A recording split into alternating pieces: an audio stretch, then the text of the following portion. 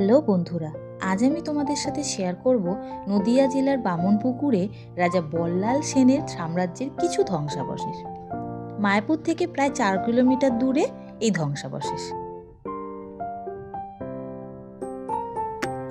1982 ও 1988 সালের ভারতীয় পুরাতত্ত্বের তত্ত্বাবধানের খনন কার্যের ফলে আবিষ্কৃত হয় এই ধ্বংসাবশেষ।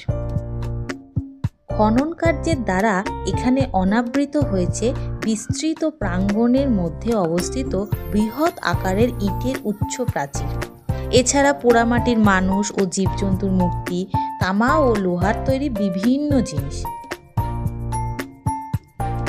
তাহলে আর দেরি না করে একদিন তোমরা ঘুরে আসতেই পারো এই বল্লাল সেনের ঢিপিতে। ভিডিওটা ভালো লাগলে কমেন্ট করো আর লাইক অবশ্যই করে দিও। আর হ্যাঁ, শেয়ার করতে কিন্তু ভুলো না।